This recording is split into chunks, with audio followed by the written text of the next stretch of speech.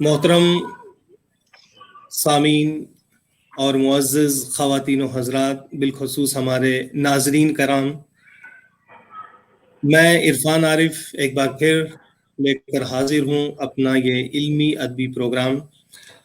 जैसा कि आप जानते हैं, ये उस प्रोग्राम की कड़ी है जो हम लगातार इस लॉकडाउन के दौरान करते आए, और जहाँ तक भी हम पहुँच पाए वो काविशें और कोशिशें आपके रूबरू रहीं, वो चाहे हमारा हिंदो पाक हो या हमारे बड़े सगीर के ममालिक, खलीज ममालिक या उर्दू के नाम पे बनती बसती जा रही नई नई उर्दू की बस्तियाँ।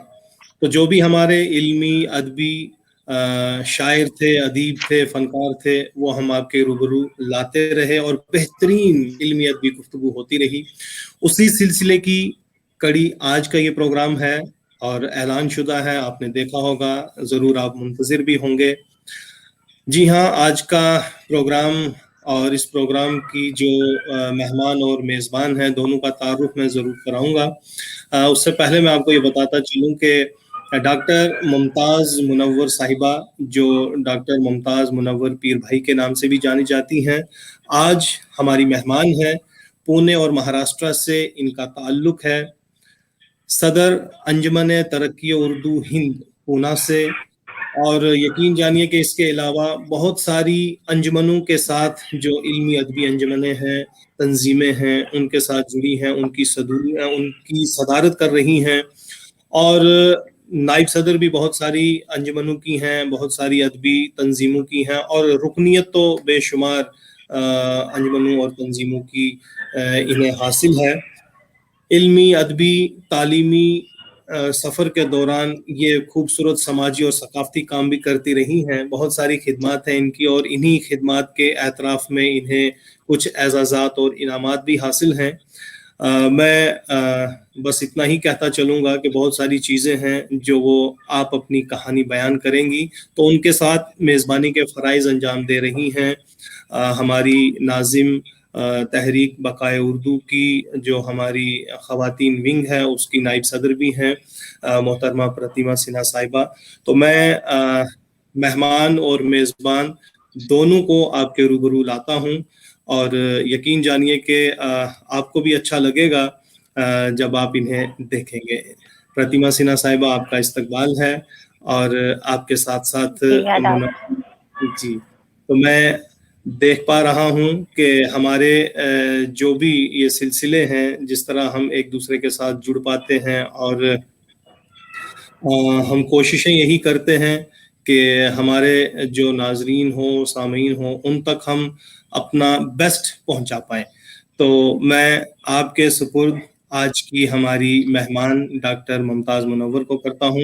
तो मैं अपने प्रोग्राम की जानिब से, अपनी तहरीक की जानिब से डॉक्टर मुमताज़ मुनव्वर साहिबा का इस्तकबाल करता हूँ, खुशामदीद कहता हूँ, और आपके सुपुर्द करता हूँ कि आप उन्हें इस्तकबाल भी कहें और उनको खुशामदीद कहते हुए आज के इस प्रोग्राम का जो है आगाज़ करें। जी। बहुत बहुत शुक्रिया इरफान साहब। मैं इसके पहले गुजारिश करूंगी मुमताज़ मैम से कि वो अपना कैमरा ऑन कर लें ताकि मुनव्वर हो सके हमारी ये आज की महफिल। वाह वाह वाह, बहुत बहुत शुक्रिया। जी, शुक्रिया आपका भी कि आपने हमारी दावत कबूल फरमाई और आप इस महफिल में हमारे साथ हैं। और इरफान साहब ने आपकी एक छोटी सी, जो जिसे कह सकते हैं कि बहुत तफसील में नहीं, लेकिन छोटा सा इंट्रोडक्शन दिया है, और उससे हम समझ सकते हैं कि आपका जो ओहदा है, आपका जो कद है, आपके जो काम है वो बहुत बड़े हैं। और खुशी इस बात की कि आज शाम हम तकरीबन 1 घंटे इस पर आपसे बात करेंगे और बहुत कुछ जानेंगे। एक खातून होने के नाते ये मेरे लिए एक निजी खुशी की बात है, एक ज़ाती खुशी है मेरे लिए कि मैं आपसे बात कर पाऊंगी। इसके पहले हम लोग एक बात कर रहे थे, आपके नाम से जुड़ा हुआ एक मुअम्मा है, एक राज है जिसको हम चाहेंगे कि आप तफसील से बताएं। और शुरुआत हम ऐसे करते भी हैं कि आपकी जो शुरुआती इल्मी अदबी जिंदगी रही, जो तालीम रही, परवरिश तरबियत रही, उसके बारे में हमें बताएं। तो हम यहीं से शुरू करते हैं और आपसे गुजारिश करते हैं कि आप इस बारे में हमें बताएं। डॉक्टर मुमताज़ मुनव्वर साहिबा। जी, बहुत बहुत शुक्रिया इरफान भाई और प्रतिमा जी। और माशाल्लाह बहुत अच्छा प्रोग्राम, बहुत अच्छा सिलसिला आपने शुरू किया। उसके लिए सबसे पहले तो मैं आपको मुबारकबाद देना चाहूंगी। और उसके साथ ही मैं आपका शुक्रिया भी अदा करना चाहूंगी कि आपने इस महफिल में मुझे मदऊ किया। और इस वैसे मेरा बहुत कुछ अचीवमेंट नहीं है लेकिन फिर भी मुझे आपने ये एजाज बख्शा, बहुत बहुत शुक्रिया। अब आते हैं, जैसे इरफान भाई ने शुरू में पूछा कि भाई ये पीर भाई का क्या मोहम्मा है जी जी जी। तो वहीं से शुरू करते हैं। ये कोई मोहम्मा वगैरह नहीं है, मैं तो सैयदजादी हूँ। मेरे शौहर जो है पीर भाई, उनका जो सरनेम है मेरे साथ अब लग गया है, तो वो उनके कुछ 4-5 पुश्तों पहले वो लोग हिंदू थे। अच्छा। और हमारा खानदान जो है वो जो यहाँ पर साउथ में गुलबर्गा शरीफ जो है एक मशहूर, जो वहाँ के ख्वाजा बंदे नवाज काफी मशहूर है, और वो ख्वाजा गरीब नवाज के सिलसिले से आते हैं। तो उनसे हमारा सिलसिला है हमारे खानदान का। तो मैं यहाँ से इस तरफ से हूँ, और मेरे शौहर का खानदान जो है वो 4-5 नस्लों पहले वो लोग हिंदू थे, तो उन्होंने फिर इस्लाम कबूल किया। ओरिजिनली ये लोग काठियावाड़ के हैं, गुजरात के।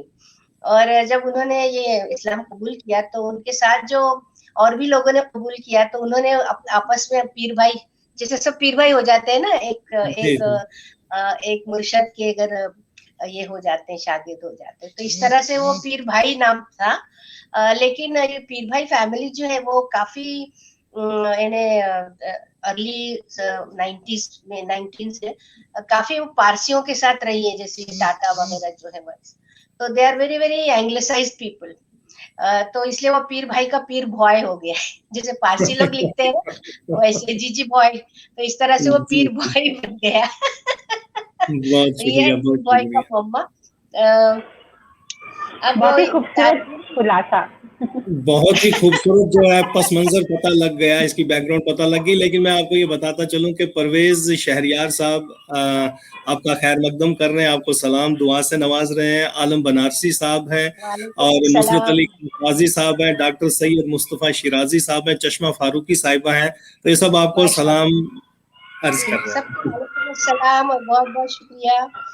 और तो जी मेरी मैं तो पूना में ही पैदा हुई हूँ, पूना में ही मेरी तालीम तरबियत सारा पूना में हुआ, कॉलेज से मतलब स्कूल से लेके up to my doctorate, graduation post जी। ग्रेजुएशन। और पुणे यूनिवर्सिटी से मैंने उर्दू अदब में डॉक्टरेट किया है। तो मैं क्या वैसी बात है। डॉक्टर हूँ, मेडिसिन मेडिकल डॉक्टर नहीं हूँ क्योंकि अभी ये खासतौर ये पे ये इंजीनियर। डॉक्टर होना बहुत मुश्किल का काम है। जी। नहीं, खास तौर पे आजकल के माहौल में अगर हम कहें डॉक्टर है तो लोग फौरन आ जाते हैं कुछ ना कुछ अपना मसला लेकर तो मैं उनसे कहती हूँ कि भाई मैं डॉक्टरेट हूँ, डॉक्टर नहीं हूँ अच्छा, तो ये भी यहाँ बहुत तक मजेदार बात है कि डॉक्टर मुमताज सुन के लोग अपनी बीमारी लेकर आ जाते होंगे आपके पास। जी जी जी तो मैंने जी कहा कि मैं जी। दिल की डॉक्टर हूँ तो तालीम वगैरह तो यही हुई सारी मेरी, फिर और शादी भी यही हुई, क्योंकि ये पीरभाई फैमिली जो है तो एक जनरेशन पहले वो लोग पूना में शिफ्ट हो गए, अदरवाइज देवर इन बॉम्बे। बम्बई में अगर आपने सुना होगा अकबर पीर भाई का नाम, इरफान भाई, तो बॉम्बे में पीर भाई बहुत से पीर भाई फैमिलीज हैं वहाँ पे। और अकबर पीर भाई कॉलेज भी है पूना वहाँ पे बम्बई में। तो वो जो थे वो मेरे शौहर के चचा थे, अकबर पीर भाई। और उनके नाम से अभी कॉलेज भी है, और वो अंजुमन इस्लाम के कई सालों तक प्रेसिडेंट भी रहे हैं वगैरह वगैरह। खैर, तो ये लोग इनके में वालिद जो है मेरे शौहर का नाम मुन्नवर है, जाहिर सी बात है। तो उनके वालिद फिर पुणे आके बस गए, और तो अब पुणे में ही है, शादी भी यही हुई, यही सेटल हो गए। तो ये छोटी सी इब्तदाई जिंदगी। क्या बात है, बहुत ही खूबसूरत खुलासा भी हुआ और बहुत खूबसूरत बात मालूम चली, और ये हमें यकीन हमारा पक्का हुआ कि आपकी शख्सियत में जो एक मुकम्मल प्यार का जो कहते हैं ना कि अंदाज होता है, क्योंकि कहीं कोई सरहद नहीं है, मजहब के नाम पर भी जो चीजें होती हैं उससे आप लोग बहुत दूर रहे हैं। तो एक जी इंसानी जज्बा जो होना चाहिए, जो इंसानियत का मुकम्मल रूप होना चाहिए, वो आप में हम देख सकते हैं। अब मैं एक चीज जरूर जानना चाहूंगी शुरुआत के ही सिलसिले में कि एक लड़की होने के नाते आपकी तालीम और तरबियत आपको कैसी मिली, और कभी आपको लगा कि कभी कोई आपके साथ ऐसा कोई डिस्क्रिमिनेशन किया गया हो? और शादी के बाद भी कहते हैं कि हमारे समाज में शादी के बाद एक लड़की का करियर, उसकी अपनी शख्सियत कहीं बिल्कुल अलग हो जाती है या खत्म हो जाती है, ऐसा कहा जाता है और ऐसा हो भी जाता है। आपके साथ कैसा गुजरा?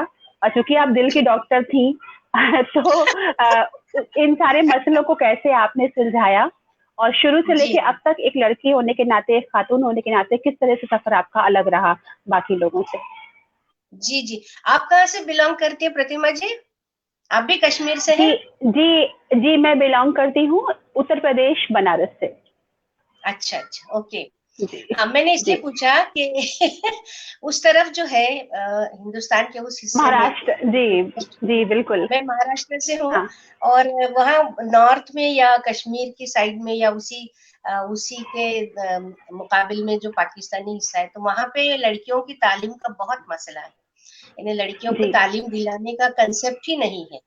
वो लोग ये मान ही नहीं सकते कि कोई लड़की तालीम हासिल करने के लिए बाहर जा सकती है। तो वैसा अल्हम्दुलिल्लाह देखिए, मैं महाराष्ट्र में रही हूँ और महाराष्ट्र स्टेट जो है पहले से ही बहुत फॉरवर्ड, बहुत ही तरक्की याफ्ता स्टेट रहा। बिल्कुल, ये तो सही बात है। जी, महाराष्ट्र में होने का फायदा तो हुआ, बिल्कुल। जी, बहुत फायदा हुआ। और खासतौर पे पूना जो है उसको ऑक्सफोर्ड ऑफ ईस्ट भी कहते हैं, यानी ये तालीम का सेंटर है। यहाँ पे इतने सारे कॉलेजेस, ऑक्सफोर्ड ऑफ ईस्ट, वाह क्या बात है। ईस्ट ऑक्सफोर्ड ऑफ ईस्ट कहते हैं। तो यहाँ पे तालीम शुरू से ही, मतलब 50 से 50, 60, 70 साल पहले से ही यहाँ पे तालीम आम है, लड़कियों की तालीम भी आम है। So there is no problem कि कोई लड़की अगर बाहर जा रही है स्कूल पढ़ने के लिए, कॉलेज पढ़ने के लिए, तो यहाँ कोई मुश्किल नहीं, कोई प्रॉब्लम नहीं, और कोई मतलब मायूब बात समझी नहीं जाती कि कोई लड़की कॉलेज में जा रही है ऐसा। तो इसलिए मुझे कभी ऐसा कोई मसला पेश नहीं आया, और न कभी कुछ ऐसा महसूस हुआ कि मैं बाहर जा रही हूँ तो लोग क्या कहेंगे वगैरह, कुछ नहीं। तो इसलिए मैंने वो बातें जो लोग खासतौर पे नॉर्थ इंडिया में, मुझे लगता है कि जो सोचते हैं ये लड़की बाहर जा रही है, चाहे वो पढ़ने के लिए हो, चाहे नौकरी के लिए हो, तो एक अजीब सी बात समझी जाती होगी, मुझे नहीं पता। लेकिन महाराष्ट्र में पहले से, मैंने जैसे कहा कि आज से 60-70 साल पहले से ही यहाँ पे तालीमी बेदारी आ चुकी है। अपने महात्मा फुले का नाम सुना होगा, और उनकी बीवी सावित्री बाई फुले, जिन्होंने, और उनके साथ हमारी एक खातून थी फातिमा शेख। तो इन्होंने सबसे पहले लड़कियों का मदरसा शुरू पढ़ाई। जी, तो लड़कियों की पहली थी वो, बिल्कुल। लड़कियों की तालीम की तारीख इतनी पुरानी है पूना में। तो और उससे मतलब तालीम हासिल करना, इवन डॉक्टर बनना या प्रोफेशनल बनना, ये बहुत आम सी बात है। यानी मेरे तक आने तक तो इट वाज नथिंग रॉन्ग और नथिंग अनकॉमन, लाइक बिल्कुल बिल्कुल। अब मैं आपसे ये सवाल कर रही थी तो मेरे दिमाग में ये बात थी कि आप महाराष्ट्र में हैं, और महाराष्ट्र में एक अलग ही माहौल है पढ़ाई लिखाई को लेके, लड़कियों को लेके, और आज भी हम लोग जो खुलापन महसूस करते हैं वो इंडिया में कहीं भी बाकी हिस्सों में उतना नहीं है जितना महाराष्ट्र में है या गुजरात में है, अगर आप देखें कंपेटिटिवली तो। और नॉर्थ में तो खैर एक प्रॉब्लम होती ही है। शादी के बाद भी अगर आपने कुछ सोच रखा है अपने लिए तो दिक्कत आती है, अपने खुद फैसले करने में बहुत सारी दिक्कतें आती हैं। आपने मैम पीएचडी की है, आप डॉक्टर हैं, तो अपनी पीएचडी के बारे में कुछ बताएं कि कैसे आप वहां तक पहुंची, फिर कैसे आपने अपना जैसे कहते हैं कि आपने कैसे अपनी थीम, अपना सब्जेक्ट लिया और टॉपिक लिया, फिर कैसे इसको पूरा किया। ये भी एक सफर होता है मेरे ख्याल से, रिसर्च पूरा कर लेना भी एक सफर है, तो उसके बारे में हम जानना चाहेंगे कुछ। कठिन सफर। तो ऐसा है कि मैंने, हेलो, हाँ जी मैम, आप बोले जी जी। वैसे मेरी पोस्ट ग्रेजुएशन तक तो मेरी तालीम हो चुकी थी। बाद में मेरी शादी के बाद मैंने अभी बहुत लेट पीएचडी की। वो इसलिए कि मैं कोई टीचर वगैरह नहीं हूँ, मैं कोई लेक्चरर वगैरह नहीं हूँ। बस मुझे पढ़ने का शौक है, लिखने का शौक है, मुताले का शौक है, तो बस पढ़ती रहती हूँ, और उसी शौक के तहत मैंने पीएचडी की। हालांकि मुझे पीएचडी करने का कोई ना फाइनेंशियल फायदा है ना कुछ और किसी किस्म का फायदा था, लेकिन अपने शौक के लिए और अपने जौक के लिए मैंने ये बहुत नई और बहुत बड़ी बात है जो आपने कही कि अक्सर लोग पीएचडी करते हैं तो उनका बहुत स्ट्रेट गोल होता है नौकरी पाना या कुछ करना, लेकिन अपने शौक के लिए, अपने किरदार, अपनी शख्सियत को चमकाने के लिए और बुलंद करने के लिए कोई पीएचडी करे और कोई खातून ऐसा करे तब तो वाकई बहुत कमाल की बात है। जी जी। और मैं इसीलिए इन भी किया, मैंने कहा कि बहुत ही खूबसूरत बातें भी हो रही हैं, क्योंकि मैं सुन भी रहा था, बहुत अच्छा लगा। खुद इस वक्त प्रतिमा भी मुंबई में ही रह रही हैं, और इस बीच में आप पुणे तो बहुत करीब है, आ जाइए। तो जी बिल्कुल, मैं सोच रही थी कि आती हूँ आपसे मिलने, एक दिन हम लोग साथ बैठते हैं। जी। बहुत ही खूबसूरत बातें हम सुन रहे थे तालीमी और तरबियत के हवाले से। तो अदब में चूंकि आप अपना एक मुकाम रखती हैं, डॉक्टरेट करना बहुत बड़ा एजाज है, इसमें कोई शक नहीं है। तो ये जो डिग्री आपने ली, मतलब ये नसर में थी या कहीं नज्म में थी, किस टॉपिक पर थी? और उसके बाद चूंकि आपकी बहुत सारी खिदमात हैं, हम उनकी तरफ भी आएंगे, लेकिन चलते चलते थोड़ा सा। जी इरफान साहब, मैंने अभी मैम से ये सवाल किया कि रिसर्च करना, पीएचडी करना एक पूरा मुकम्मल सफर होता है, उस पर वो बता भी रही थी। तो मैं चाहूंगी कि इस सवाल को भी जोड़ते हुए तफसील से बताएं, पीएचडी कैसे हुई आपकी, शौक के अंदर आपकी ये शौक कैसे पूरा हुआ? जी। तो फिर मैं कई, जैसे आपको अंदाजा है कि मैं कई एनजीओ से भी जुड़ी हुई हूँ, तो पीएचडी करने का ख्याल इसलिए आया कि मैंने कहा जब मैं इतना पढ़ती हूँ, क्योंकि मुझे मुताले का बहुत ही ज्यादा शौक, इन्हें बचपन से ही, अभी से नहीं, बचपन से, क्योंकि मेरे वालिदैन जो थे वो, उनको भी पढ़ने का बहुत शौक था। वो तालीम याफ्ता तो थे ही, मगर पढ़ने का, किताबें पढ़ने का बहुत ज्यादा शौक था। और हमारे वालिद साहब जो थे वो हमेशा किताबें खरीद के लाते थे, और एक अच्छी खासी उनकी अपनी लाइब्रेरी भी थी।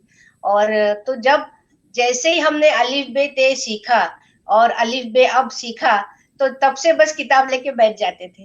जैसे गैन अलिफ ले लाम बे गालिब, ऐसा पढ़ना शुरू किया, उसका कुछ मतलब मालूम नहीं, कुछ भी मालूम नहीं। तो वहां उस उम्र से हमने पढ़ना शुरू किया। बहुत ही खूबसूरत बात, सुन के अच्छा लग रहा है। जी। इस बीच में मैं आपको बताता चलूं, बहुत ही अच्छे कमेंट्स तो आ ही रहे हैं, लेकिन कमाल ये है कि वो चाहे यूके हो या हमारा पड़ोसी मुल्क बांग्लादेश हो, पाकिस्तान हो, हर जगह से आपको सलाम दुआ से नवाजा जा रहा है। तस्नीम हसन साहिबा यूके से आपको कह रही है कि बहुत उम्दा गुफ्तगू हो रही है। अरमान शमसी साहब आपको बांग्लादेश से कह रहे हैं कि हैरत अंगेज गुफ्तगू हो रही है।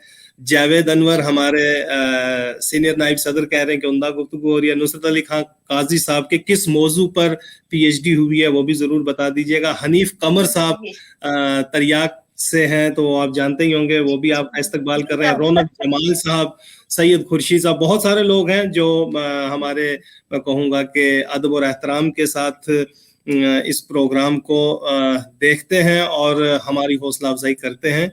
जी, तो बहुत ही खूबसूरत, और ये काफी जगह शेयर भी हो रहा है, मैं वही देख पा रहा हूँ जो मेरे इस वक्त इस डिवाइस पर है।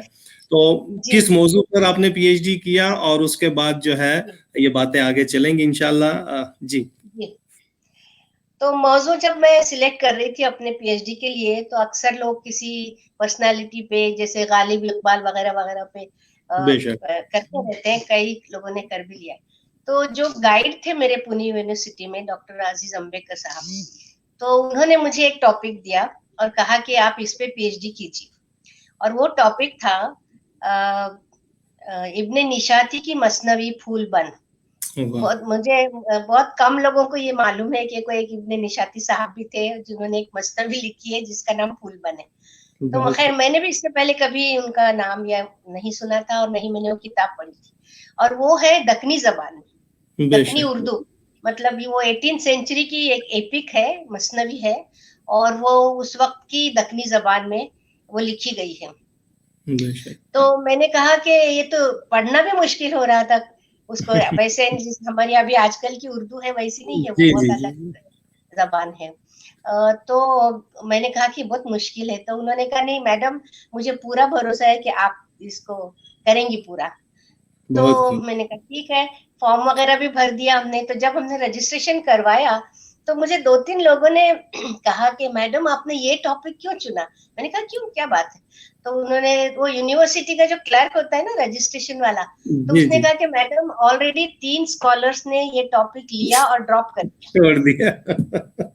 ठीक। तो मैंने कहा क्यों? तो बोले नहीं, वो नहीं कर पाए और नहीं करना चाहते। तो मैंने फिर हमारे गाइड से कहा कि आपने ऐसा टॉपिक मुझे क्यों दिया?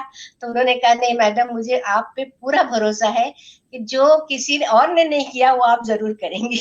बहुत खूब। तो क्योंकि वो मैंने सारी सोचा कि जुबान, हाँ, दकनी, यानी दकनियाती जो हम कह सकते हैं कि दकनी अदब, तो उसमें फूलबन का एक अहम मुकाम है, और उसके बीच जी में जो जी जी लफ्जियात हैं, फिर वो तोता जी मैना की कहानी है, वो एक बड़ा तफसीली और बड़ा दिलचस्प जी किस्सा जी है, और उसको आपने मतलब आवाम तक और पहुंचाया। कितना और भरोसा था आपका, आप पर, आपके जो गाइड थे, वो बड़ी बात है, वो बहुत बड़ी बात से रो कि अगर 3 लोग ने नहीं किया तो मैं इंशाल्लाह मैं करके बताऊंगी। है। वही, सच लेकिन में इसकी दिल। वजह ये थी, मैं ये बता दूं कि हम लोग, मेरे जैसे मैंने कहा कि हमारे खानदान का सिलसिला नसब जो है वो गुलबर्गा के ख्वाजा बंदे नवाज से मिलता है। तो बेसिकली जी। ओरिजिनल हम लोग दखनी है, बीजापुर के। मेरे वालिद जो है बीजापुर के इनामदार थे। तो हम्म। तो दखनी, थोड़ी दखनी जबान से मानूसियत तो थी। यानी हम लोग जब छोटे थे और ननियाल ददियाल में जाते थे तो ये जबान हमने हमारे कानों में पड़ी थी। हम लोगों ने कभी वो हम लोग कभी वो जबान नहीं बोलते थे, क्योंकि हम तो पूनवी थे, पूना में पैदा हुए, पूना में बड़े। तो उसकी वजह से वो लेकिन दखनी जबान हमारे कानों पे चुके पड़ चुकी थी, तो कुछ कुछ अल्फाज मानूस से मालूम होते थे।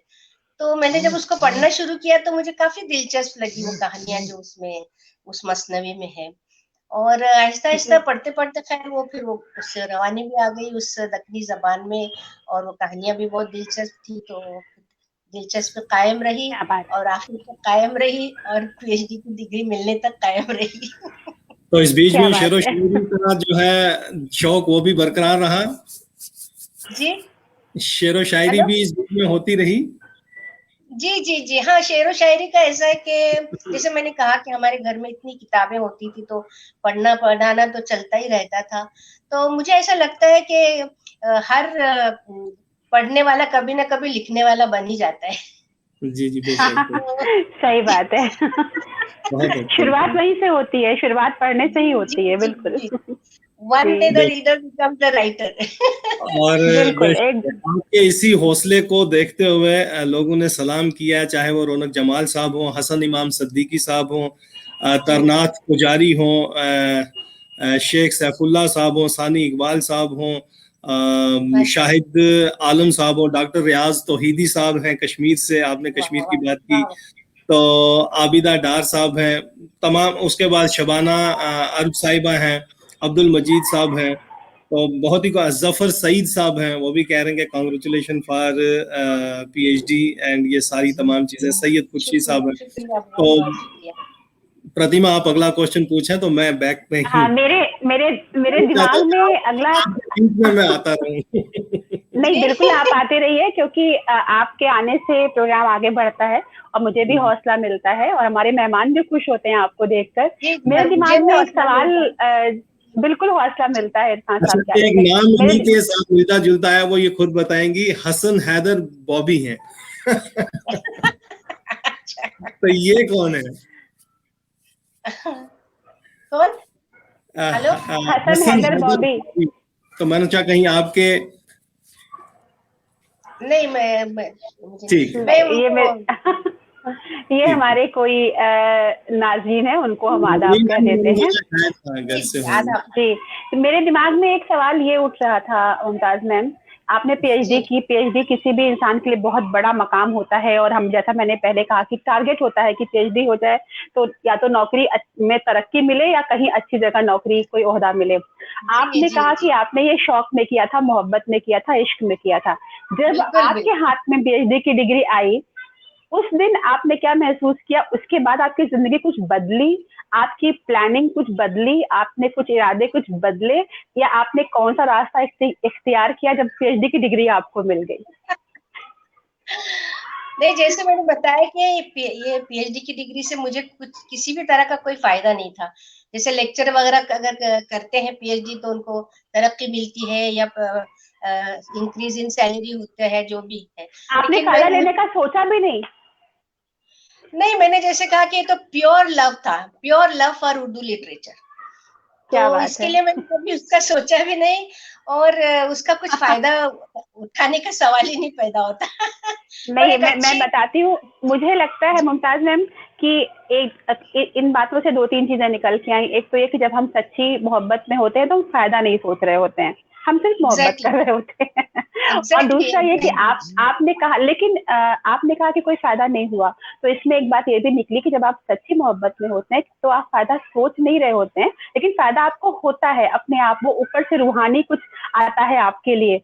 अ, आप आज हमारे साथ हैं, आपका एक नाम है, आपका एक मकाम है, जी, तो वो शायद जी, जी। उसने कहीं न कहीं उसमें आपको ऐड किया है। और हमने सुना है कि गालिब साहब ने तो कहा था, लेकिन आपने भी कहा है कि अंदाज़े बयाँ और है आपका, हम इस पर भी आएँगे। जी, और जी, इसके जी। बारे में हम बात करेंगे। और पीएचडी ने आपको भले ही कुछ प्लानिंग से आपने ना सोचा हो, लेकिन उस पीएचडी ने, उस रिसर्च ने आपके किरदार में एक चमक पैदा की, आप में एक जो कहते हैं ना सेल्फ कॉन्फिडेंस लाया आपके अंदर, वो दिखाई एग्ज़ैक्टली। दे सकता है हमें। जी, यस, यस। जी बहुत मैम। अच्छा लगा जब वो डिग्री मिली मुझे तो अच्छा लगा कि कुछ एक अचीवमेंट होता है ना ज़िंदगी में, तो वो फीलिंग तो आई और अच्छा लगा। लोग भी जब अगर हम अगर कोई कहता है कि डॉक्टर मुमताज़ मुनव्वर तो एक वेटेज भी आता है ना।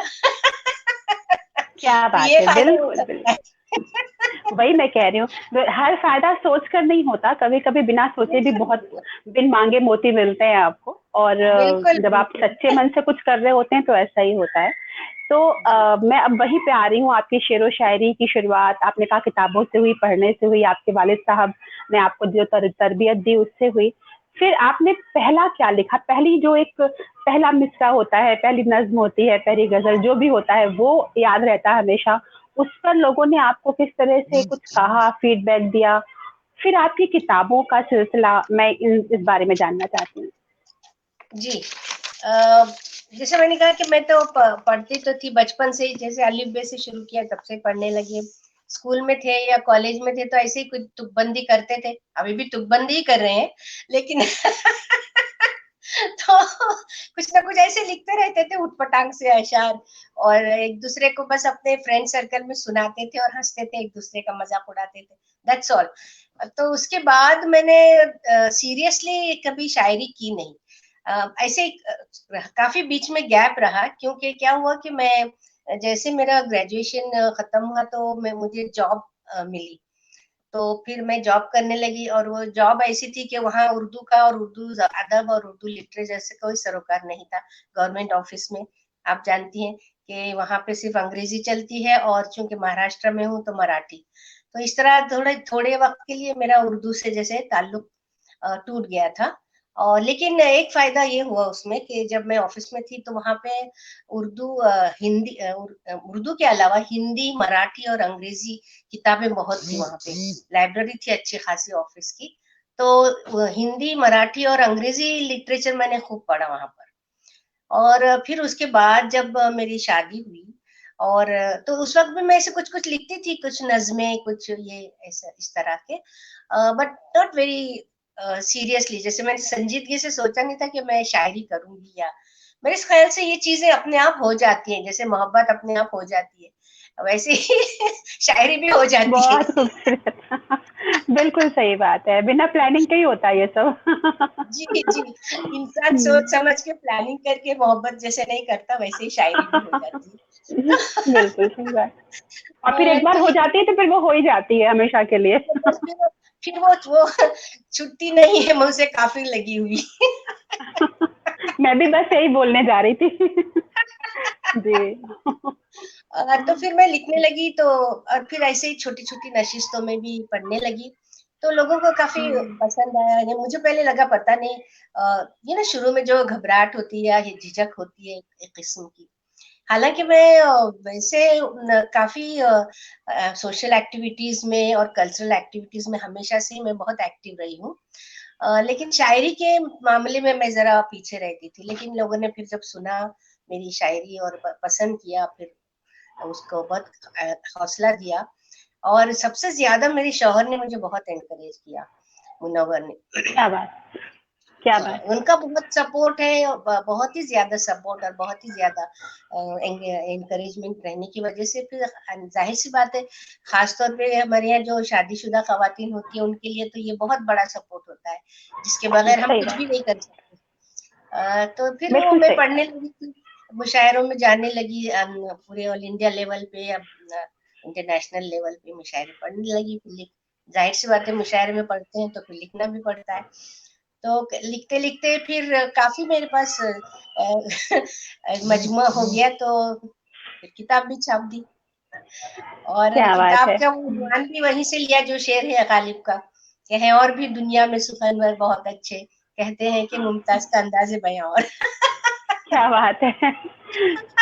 इरफान साहब आए हैं, मुझे मालूम है कि वो आपसे कुछ फरमाइश जरूर करने वाले हैं। मैं भी यही कहना चाहता हूँ कि ये अंदाज़े बयां और, तो हम आपका अंदाज़े बयां भी सुनने के ख्वाहिशमंद हैं, क्योंकि हमारे बहुत सारे नाजरीन जो हैं वो इस वक्त आपकी शायरी का यानी लुत्फ उठाना चाहते हैं। तो शुक्रिया खालिद नदीम बदायूं साहब, आलम बनारसी साहब, हसन साहब, हसन इमाम सिद्दीकी साहब, तो काजी साहब, मैं तमाम अपने मुअज़्ज़ज़ नाजरीन और सामीन का शुक्रिया अदा करते हुए बिल्कुल इन्हें फरमाइश करता हूँ कि मुमताज़ मुनव्वर साहिबा इस महफिल को और भी मुनव्वर करें अपने कलाम से। जी बहुत बहुत शुक्रिया। बातचीत हमारी जारी रहेगी, लेकिन कुछ कलाम पहले हो जाए। जी अच्छी बात है। एक गजल की कुछ अशार सुनाती हूँ कि आंखों में आज उसके ये कैसा सुरूर था, आंखों में आज उसके ये कैसा सुरूर था, जाहिद भी डगमगा गए इतना जरूर था, जाहिद भी डगमगा गए इतना जरूर था। और मुझको तमाम उम्र मिली है सजा मगर, मुझको तमाम उम्र मिली है सजा मगर, अब तक नहीं खबर कि मेरा क्या कसूर था, अब तक नहीं खबर कि मेरा क्या कसूर था, मेरा क्या कसूर था। वाह। मुझको तमाम उम्र मिली है सजा मगर, अब तक नहीं खबर कि मेरा क्या कसूर था। और मेले लगे हैं दर पे बुजुर्गान दीन के, मेले लगे हैं दर पे बुजुर्गान दीन के, गुमनाम है वो जिनको बड़ा ही गुरूर था, गुमनाम है वो जिनको बड़ा ही गुरूर था। गुमनाम, वाह, जिनको बड़ा गुरूर था। मेले लगे हैं दर पे बुजुर्गान दीन के, गुमनाम है वो जिनको बड़ा ही गुरूर था। और आप एक शेर और के, मैंने कहा कि देखिए मजनू के इश्क को, मैंने कहा कि देखिए मजनू के इश्क को, ये कह के चल दिए वो दिमागी फतूर था, ये कह के चल दिए वो दिमागी फतूर था, आंखों में आज उसके ये कैसा सुरूर था, जाहिद भी डगमगा गए इतना जरूर था। वाह, क्या बात है, बहुत शुक्रिया। कुछ और हो जाए मुमताज मैम। और हो जाए, अच्छी बात है। वरना ये जो नाजरीन सामाइन है वो मुझे बहुत कुछ बोलने वाले हैं कि मैं दीवार जैसे बीच में खड़ी हो गई हूँ कलाम के। आप सुनाए और फिर हम लोग अभी उसकी तरफ भी आएंगे कि कैसे ये सब बना। जी जी जी जी। एक गजल का मतलब ये है कि नफरत की सियासत मेरा अंदाज नहीं है, नफरत की सियासत मेरा अंदाज नहीं है, महदूद मेरी फिक्र की परवाज नहीं है, महदूद मेरी फिक्र की परवाज नहीं है, नफरत की सियासत मेरा अंदाज नहीं है। और फरियाद करें भी तो भला किससे करें हम, फरियाद करें भी तो भला किससे करें हम, गुलशन में हमारा कोई दमसाज नहीं है, गुलशन में हमारा कोई दमसाज नहीं है।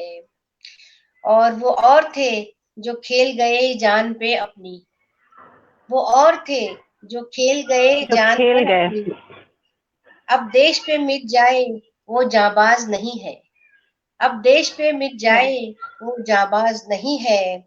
और ये खास तौर पर के जालिम से कहो लोग भी अब जाग गए हैं, जालिम से कहो लोग भी अब जाग गए हैं, अब खौफ से दब जाए ये आवाज नहीं है, अब बहुत खौफ खूब, से वाह वाह दब जाए ये आवाज नहीं है, जालिम से वाह। कहो लोग भी अब जाग गए हैं, अब लोग खौफ भी से अब दब जाग गए। जाए ये आवाज नहीं है, और इस बाग को सींचा है हमारे भी लहू ने, इस बाग वाह को सींचा है हमारे भी लहू ने, अफसोस है इस बात का एजाज नहीं है, अफसोस है इस बात का एजाज नहीं है, नफरत की सियासत मेरा अंदाज नहीं है, महदूद मेरी फिक्र की परवाज नहीं है, महदूद मेरी वाह, फिक्र की परवाज नहीं है। बहुत बहुत शुक्रिया। बहुत खूब, बेशक बहुत बेशक, खूब। आपकी महदूद फिक्र जो मैं कह सकता हूँ कि है ही नहीं है, और कितनी हसास हैं आप, कितनी बेदार हैं आप।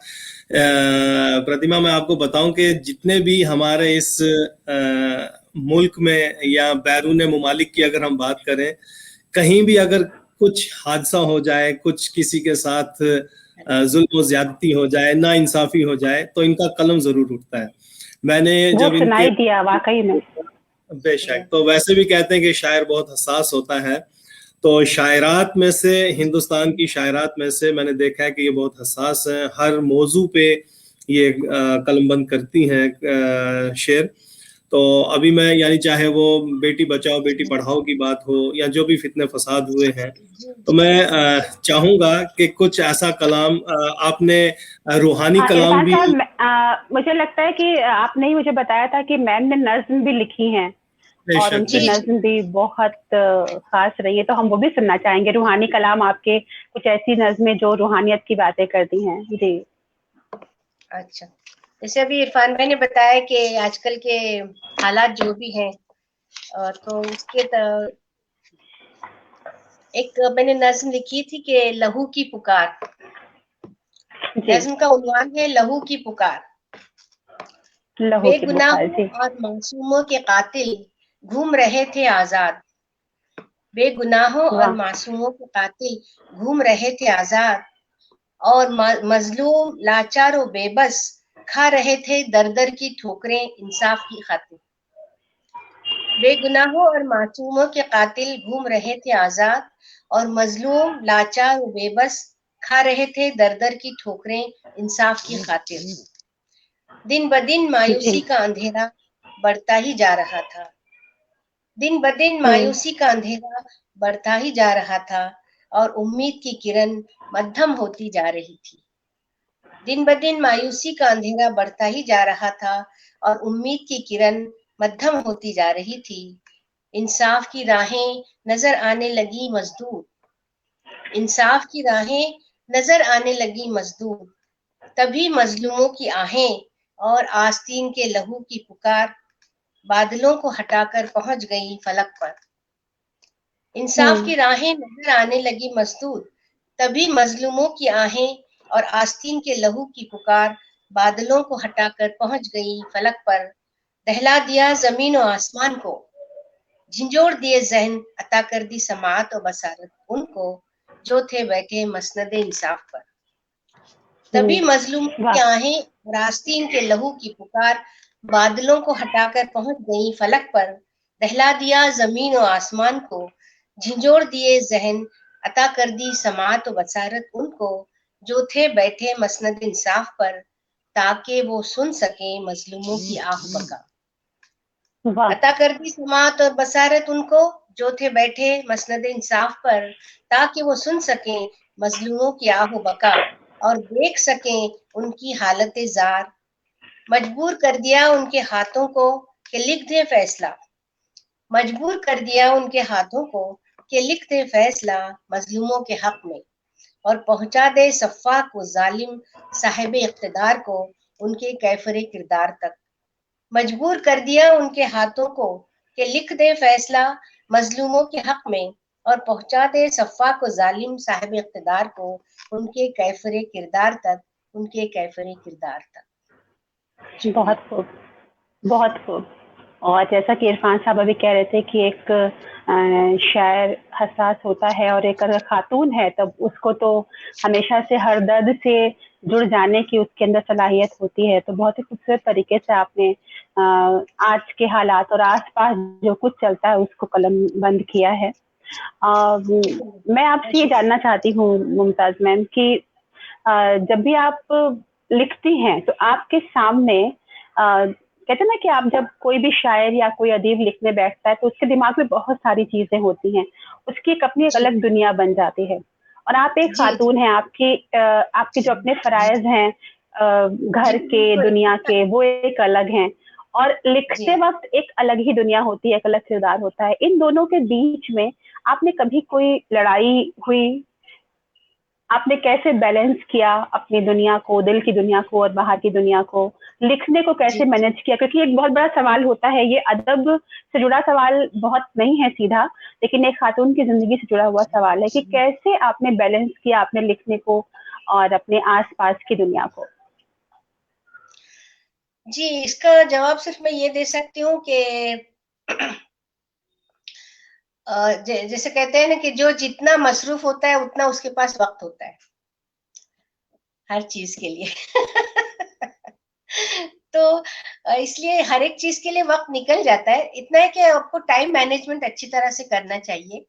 और मेरा वो है कि जब हम जो काम कर रहे होते हैं, चाहे वो घरेलू काम हो, लिखने का काम हो, या कहीं पर आप सोशल एक्टिविटीज में मसरूफ है, तो हर वक्त जो काम आप जिस वक्त कर रहे हैं उस वक्त उसी में कंसंट्रेट कीजिए और उसी में अपना पूरा ध्यान डालिए।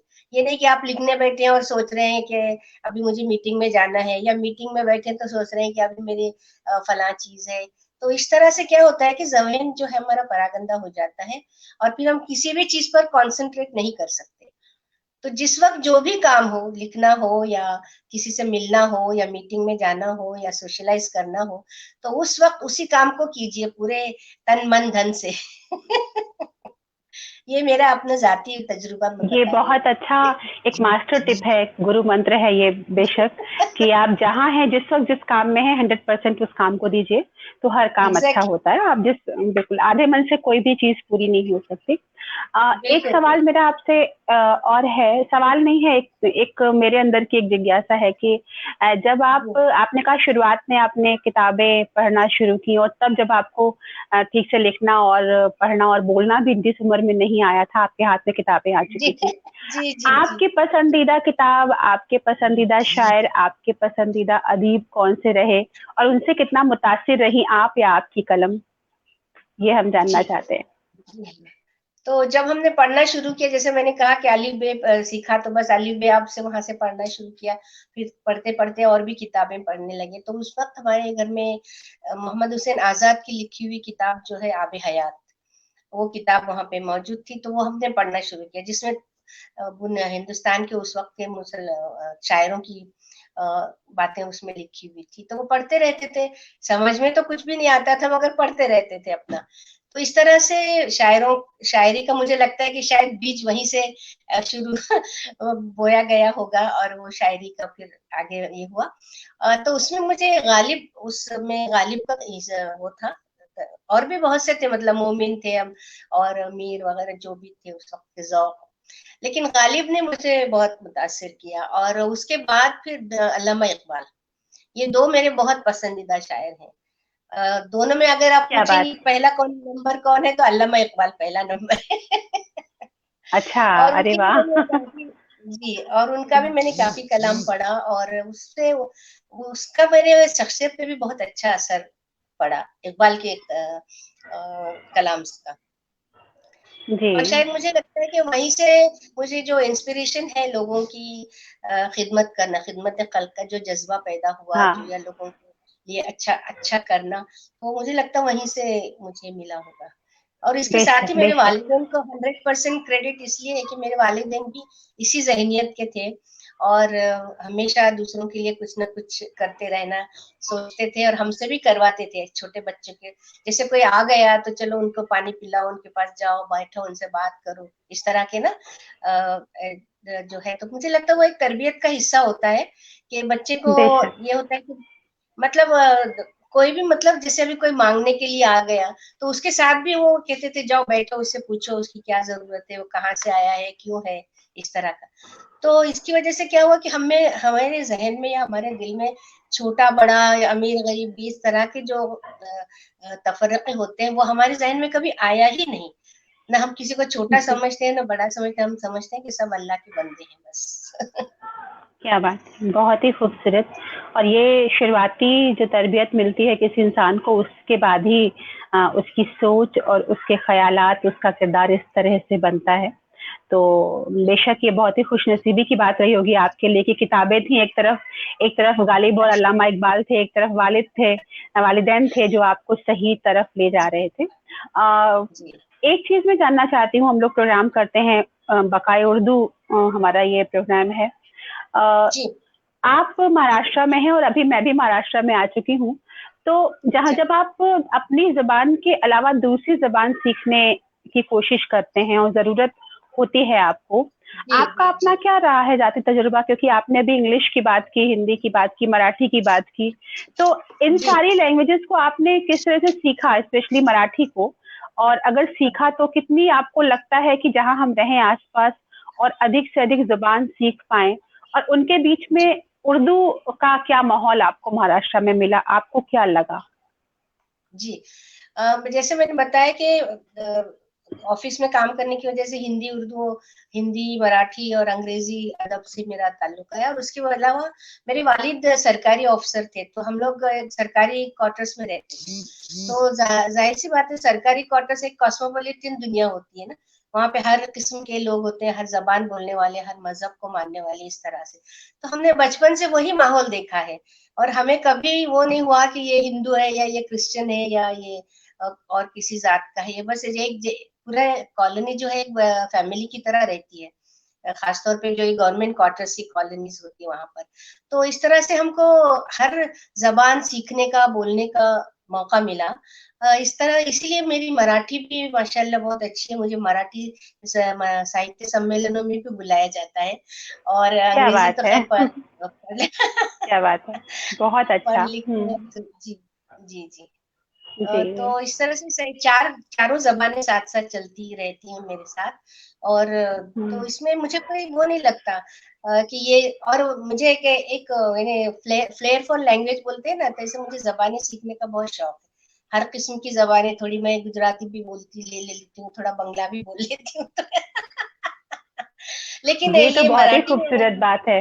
जी, लेकिन मराठी, उर्दू, हिंदी, अंग्रेजी ये इस पे ये बहुत मतलब अच्छी तरह से मैं लिख पढ़ लेती हूँ और बोलती भी हूँ। जी, और मैं जैसे मैंने बताया कि मुझे मराठी साहित्य सम्मेलन में भी बुलाया जाता है, तो इस तरह से।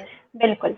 पुणे में आप हैं और पुणे में ही आप पैदा हुई, पली बढ़ी, अभी भी वहीं पे हैं, तो जाहिर है कि मराठी आपको आए, ये ज़रूरी भी है और जी लाज़मी भी जी है कि हम आपसे ये जान सकें कि आपको मराठी आती है।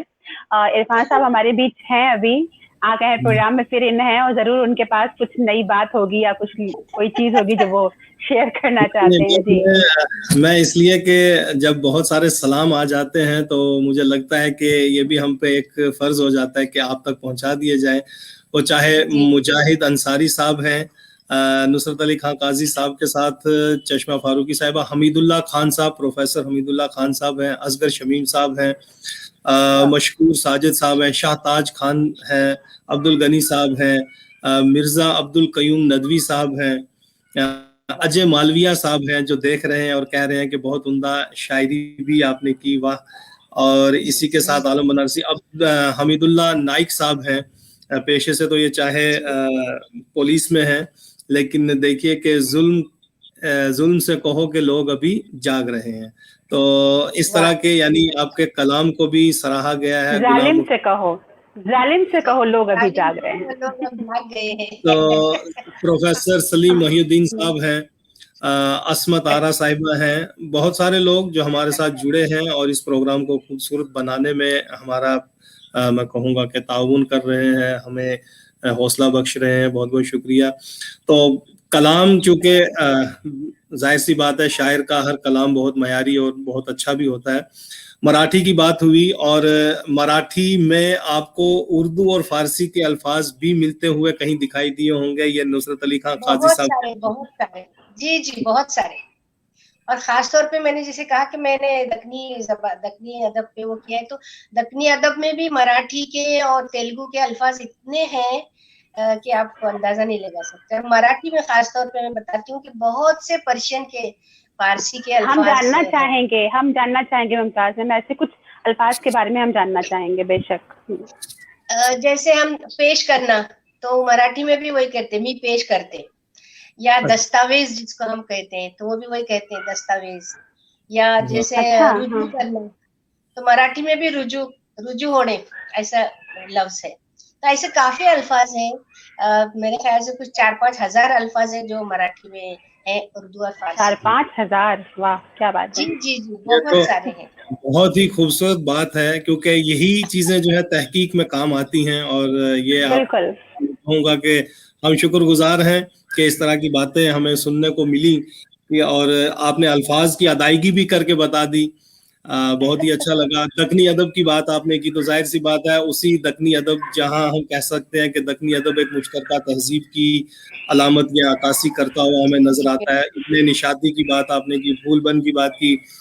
उस कहानी में भी अगरचे किरदार चाहे ईरान के हों, मिस्र के हों, लेकिन कहानी वो हिंदुस्तानी पेश कर रहे हैं, यहाँ के कल्चर को, बिल्कुल। यहाँ की सकाफत को। जी हाँ, जी हाँ, बिल्कुल। जी जी। तो नूर जमशेदपुरी साहिबा रियाद यानी सऊदी अरब से भी आपको सलाम अर्ज कर रही है। मैं उनका सलाम आप तक पहुंचाते हुए, वालेकुम जी, अस्सलाम। तो मैं ये जानना चाहता हूँ, क्या जो आपने लिखा है अब तक, ये सारा का सारा उर्दू में ही है, या मराठी में भी लिखा है, या उर्दू के अलावा किसी और जुबान में भी लिखा है? मेरी किताब तो उर्दू में ही है, अंदाज़े बयां, और जो मैंने कहा कि 2017 में मैंने की वो, और उसी को मैंने फिर देवनागरी स्क्रिप्ट में लिखी है। मतलब तर्जुमा नहीं है, बिल्कुल उर्दू ही है। ये मेरी किताब है, अरे अंदाज़े वाह, बयां। अच्छा आपने देवनागरी में भी लिखा है, क्या बात है, वाह। ये मेरी, बहुत और ये है जो ये मैंने उसी का देवनागरी में लिखा है। क्यों, बहुत बहुत सारे क्या हमारे बात है। दोस्त जो है वो उर्दू पढ़ना चाहते हैं, लेकिन उर्दू रस्मुल खत नहीं जानते, तो वो ये किताब बिल्कुल, पढ़ सकते हैं। और मेरी उर्दू वाह, किताब को यूपी गवर्नमेंट ने 2017 का अदबी अवार्ड भी दिया है। बहुत और मुबारक। जी माशाल्लाह, हाँ। बहुत खूब। तो तो हम चाहेंगे कि कोई एक कलाम और हो जाए, फिर उसके बाद हम जो आपकी मैं देख पा रहा था जब हम आपका प्रोफाइल पढ़ रहे थे, इल्म और अदब के साथ साथ आपने समाज और सकाफत के हवाले से भी बहुत कुछ किया है। तो मैं जानना चाहूंगा थोड़ा सा उस पर भी, लेकिन कोई एक गजल या नज्म जरूर हो जाए। अच्छी बात है, एक नज्म पढ़ती हूँ। और मैं अपने नाजरीन को ये भी बताता चलूं कि मुमताज मुनव्वर साहिबा जो हैं जम्मू कश्मीर के academy of art culture and languages में जो हमारा सालाना मुशायरा हुआ करता है 28 जनवरी को, तो उसमें भी ये पार्टिसिपेट कर चुकी हैं। इनकी शिरकत से यकीनन हमारा जो जम्मू कश्मीर का जो अदबी माहौल है वो भी मुअत्तर हुआ था। जी शुक्रिया, बहुत क्या बात। जी। एक नज्म पेश करती हूँ। इस नज्म का उन्वान है पहला प्यार। अभी अभी प्रतिमा जी ने बताया ना कि जो पहला शेर होता है वो हम कभी भूलते नहीं, इसी तरह पहला प्यार भी हम कभी नहीं भूलते। बेशक। है ना। जी तो बिल्कुल। पहला प्यार, इस नज्म का उन्वान है पहला प्यार। जैसे बारिश की पहली फुहारें पड़ जाएं सूखी जमीन पर। पहला प्यार क्या बात है। जैसे बारिश की पहली फुहारें पड़ जाएं सूखी जमीन पर। जैसे शबनम के कतरे हो फूल की पंखुड़ी पर। जैसे वाह शबनम क्या के बात। कतरे हो फूल की पंखुड़ी पर। जैसे तपते सहरा में ठंडी हवा का झोंका। जैसे वाह, तपते सहरा में ठंडी हवा का ठंडी हवा झोंका। का झोंका। झोंका। जैसे पानी की एक बूंद पड़ जाए सीप में और बन जाए आबदार मोती। वाह, जैसे पानी की एक बूंद पड़ जाए सीप में और बन जाए आबदार मोती। पहले प्यार की पहली खुशबू आज भी है मन को महकाती। पहले प्यार की पहली खुशबू आज भी है मन को महकाती, जहन को वाह, तरोताजा रखती। इसी प्यार के सहारे जिंदगी की मुश्किल राहें कट गई आसानी से। इसी प्यार के वाह, सहारे जिंदगी की मुश्किल राहें कट गई आसानी से। गमों की धूप में बना रहा साया, गमों की धूप में बना रहा साया, अंधेरी रातों में आशा के दीप जलाता। वाह, आशा अंधेरी रातों में आशा के दीप जलाता, जीवन की उदास राहों में जीने का हौसला देता। जीवन की उदास राहों में जीने का हौसला देता, मायूसियों के अंधेरे में उम्मीद की किरण दिखाता। मायूसियों के वाह, अंधेरे में उम्मीद की किरण दिखाता। शीशे से भी नाजुक सा एक जज्बा, शीशे से भी नाजुक सा एक जज्बा थामे रहा मजबूती से जीवन की डोर को। शीशे से भी नाजुक सा एक जज्बा थामे रहा मजबूती से जीवन की डोर को।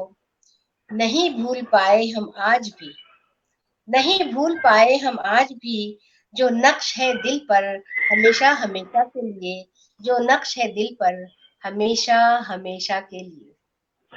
क्या बात है, क्या बात है। पहला प्यार, पहला इश्क, पहली नज्म, पहला कलाम, वो ऐसे ही दिलो दिमाग पे हमेशा रहता है। जी जी जी। बहुत बहुत शुक्रिया मुमताज मैम।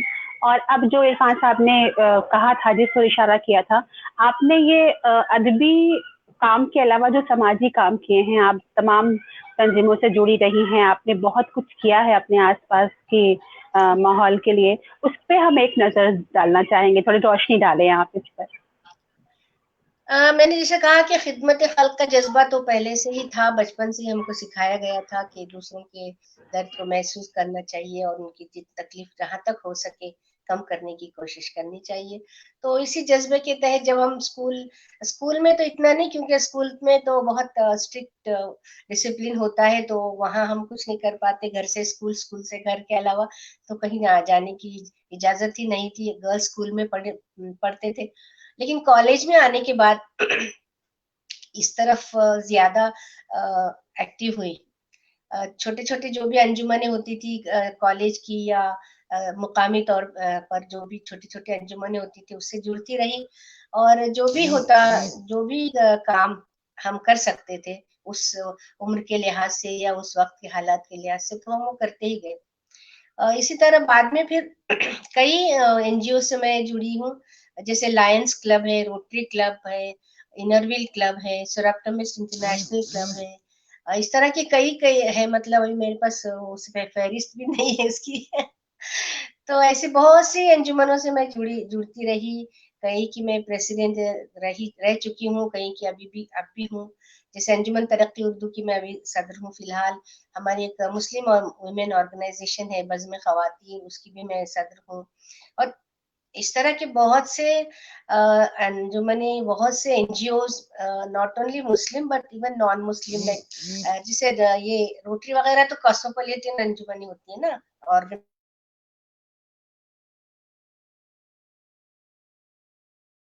बहुत से मैं हूँ और उसके थ्रू कुछ ना कुछ करती रहती हूँ। मेरा बहुत खूब। और अब ज्यादातर मैं फोकस जी जी। जी जी हेलो। जी जी, आप बोले बोले मैम। नहीं, आप पूछिए, शायद वो आपका अगला सवाल वही हो तो फिर। नहीं नहीं, मेरा कोई सवाल नहीं, मेरा कोई सवाल नहीं था। मैं बस एक बात ये कहना चाह रही थी कि मैं आपसे ये बिल्कुल नहीं अब पूछूंगी कि इतना समय कहाँ से निकाल लेती है, क्योंकि आपने पहले ही बता दिया और हम जानते भी हैं कि जो सबसे अधिक मसरूफ होते हैं वही सबसे अधिक काम कर पाते हैं, जो खाली होते हैं वो कोई काम नहीं कर पाते हैं। जी जी, आप कुछ कह रही थी मैम। हाँ, इन तमाम एक्टिविटीज में जहां जहां भी मैं जो भी ऑर्गेनाइजेशन से जुड़ी, तो मेरा main focus was girls education. Girl चाहे एजुकेशन, जी मुस्लिम जी जी। समाज हो या गैर मुस्लिम समाज हो, लेकिन अभी सब जो मैंने जैसे बताया कि पूना में इतना प्रॉब्लम नहीं है, लेकिन फिर भी एक वक्त था कि लड़कियों की तालीम पे कोई तवज्जो नहीं दी जाती थी। लड़कों की तालीम पे हम्म। तवज्जो दी जाती थी, उसको अच्छे स्कूल में भर्ती कराना और उसके तालीम के लिए खर्च करना, माँ बाप कुछ के लिए कोई बार नहीं होता था।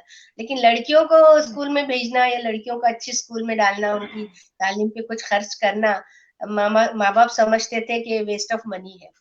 तो उस तरह से हमने फिर उसकी शुरुआत जब की, 25-30 साल पहले की बात बता रही हूँ मैं, तो फिर उस पर हमने बहुत फोकस किया, बहुत काम किया, और अल्हम्दुलिल्लाह ये मुझे बताते हुए बहुत खुशी होती है कि आज तो ऐसी हालत है कि गरीब से गरीब माँ-बाप भी अपनी बेटियों को पढ़ाना चाहते हैं और पढ़ा रहे हैं, किसी भी तकलीफ से, किसी भी तरह से, मगर पढ़ा रहे हैं।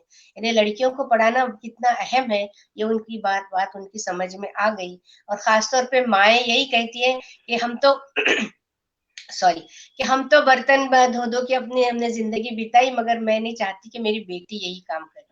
तो ये जो बिल्कुल तब्दीली सही आई कहा। है, तो ये बहुत खुशाइंद बात है।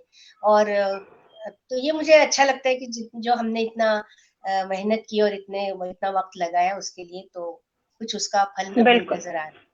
जी। बिल्कुल, वक़्त बदलता है, हालात और मंज़र बदलते हैं, लेकिन उसके पीछे जी, मेहनत बहुत होती है। आप लोगों ने वो मेहनत की है, उसका फल दिखाई पड़ रहा है।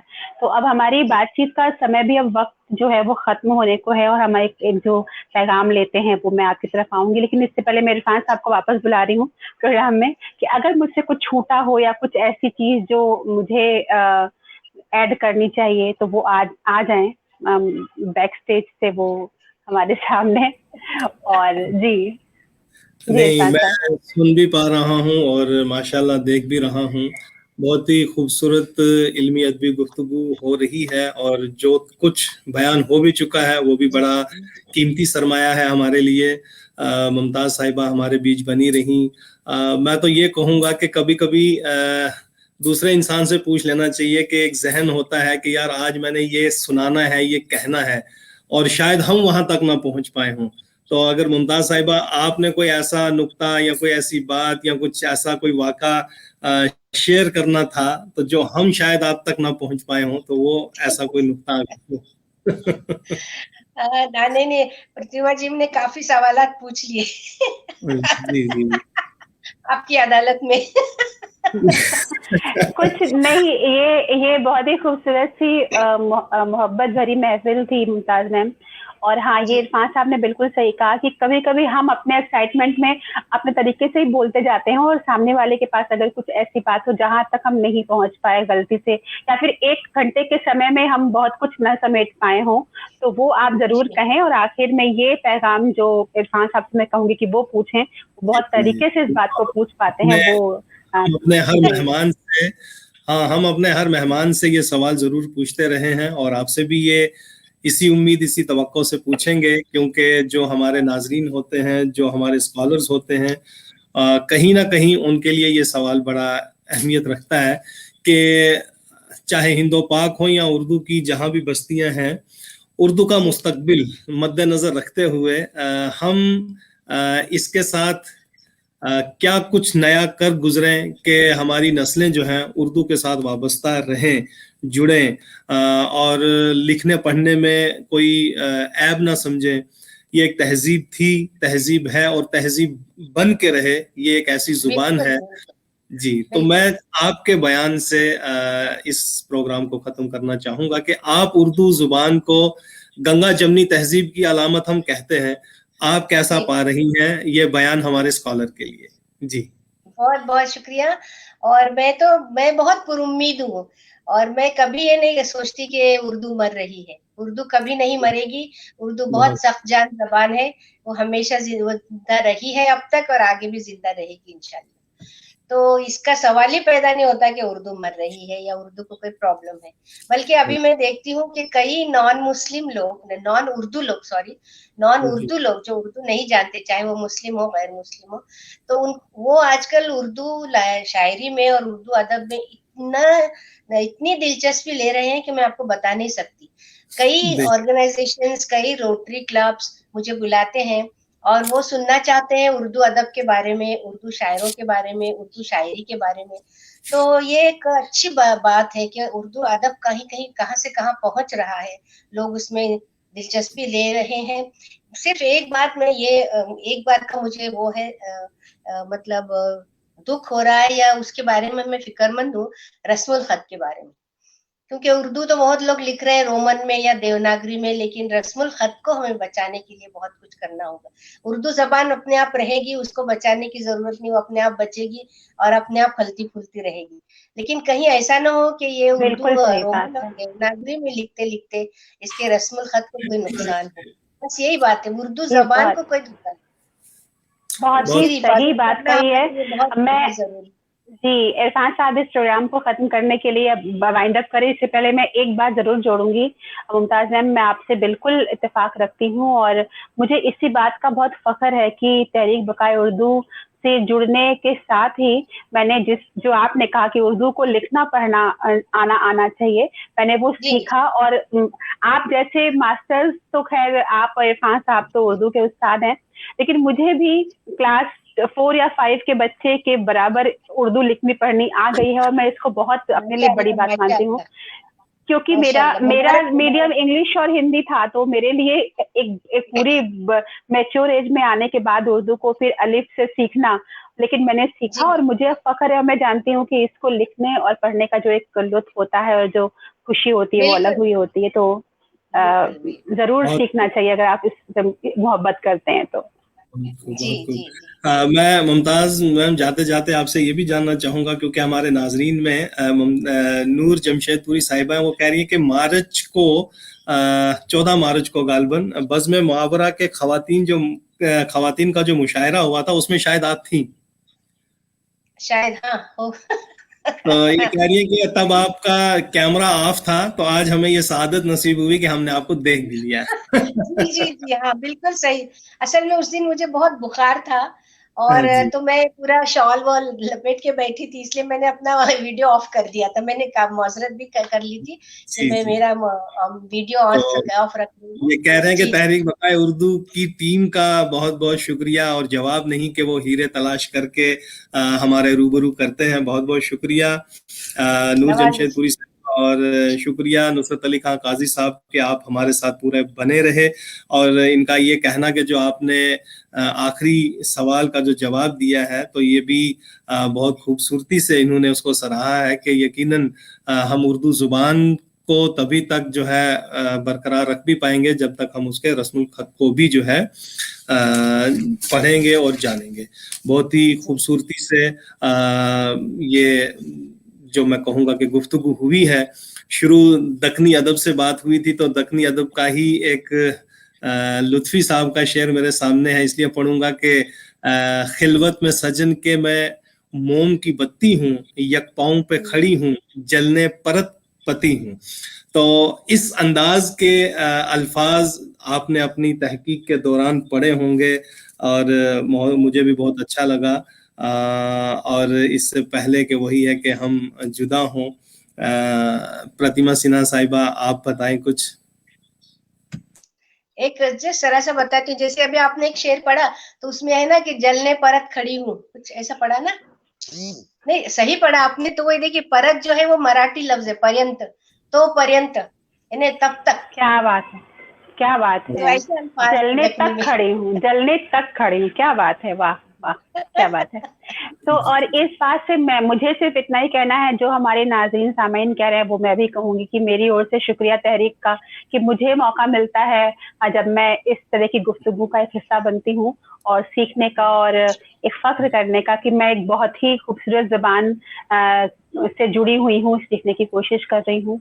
और कुछ ऐसी चीजें जब हम जबान पे लड़ाई करते हैं, जबान के नाम पे लड़ाई करते हैं, तो फिर ऐसे लोग सामने होने चाहिए जो बता सकें कि सब एक दूसरे से मिले हुए हैं और लिखना पढ़ना बोलना जारी रख के हम जबानों को बचा सकते हैं, क्योंकि जबान बचेंगी तो हम बचेंगे। वो हमारी पहचान है, हमारी जो कल्चर है, हमारा अदब है, उसको जोड़ कर सजो कर रखती हैं जबानें। तो मेरी ओर से शुक्रिया मुमताज मैम का भी, इरफान साहब का भी, और प्रोग्राम के आपका भी, क्योंकि ना सिर्फ मैं बल्कि हमारे नाजरीन भी आपका शुक्रिया अदा कर रहे हैं कि आप भी उर्दू की भरपूर खिदमत अंजाम दे रही हैं। और मेरे यहाँ कुछ पैगाम भी आ रहे हैं, मैं यहाँ सुना के ही यानी उसको ख़त्म करना चाहूँगा, क्योंकि दक्कनी अदब की बात हो रही है। तो मोहम्मद कुली कुतुब शाह की एक रेख्ती का शेर मुझ तक पहुंचा है कि ये ज़रूर आप पढ़िएगा, फिर प्रोग्राम ख़त्म कीजिए। पिया बिछड़ा है मेरा मुझको दुख घनेरा, पिया बिछड़ा है मेरा मुझको दुख घनेरा, ना जानू कब मिलेगा पियू मेरा। तो दखनी अदब के इस खूबसूरत से शेर के साथ मुमताज मुनव्वर साहिबा, आपका बहुत बहुत शुक्रिया कि आपने इतना खूबसूरत वक्त दिया, खूबसूरत कलाम सुनाया, खूबसूरत बातें की। इंशाल्लाह फिर कभी हमें अगर आपके इन ख्यालात का इस्तिफादा मैं कहूँगा कि उठाना हो या आवाम तक पहुँचाना हो, तो हम आपको फिर से ये मैं कहूँगा कि दावत दूंगा, तो आप कबूल कीजिएगा। गुजारिश करेंगे। बहुत बहुत शुक्रिया, इट विल माय प्लेजर। बहुत अच्छा लगा प्रतिमा जी आपसे भी बातें करके, और इरफान भाई तो शुक्रिया, बहुत बहुत शुक्रिया। शुक्रिया मैम, शुक्रिया मैम, फिर मिलेंगे हम इंशाल्लाह। जी। तो नाज़रीन, आप सुन पा रहे थे आज डॉक्टर मुमताज मुनव्वर साहिबा जो पुणे और महाराष्ट्र से हमारे साथ थी। इनके साथ निजामत या मैं कहूँगा कि मेज़बानी के फ़राइज़ अंजाम दे रही थी मुंबई से ही प्रतिमा सिन्हा। तो इंशाल्लाह कल फिर से हाजिर होंगे हम एक खूबसूरत सा प्रोग्राम लेके। जब तक के लिए दीजिए आज की मेहमान, हमारी मेज़बान और मुझे ये प्रोग्राम खत्म करने की इजाज़त। खुदा हाफिज़, शब्बा खैर। खुदा हाफिज़, शब्बा खैर।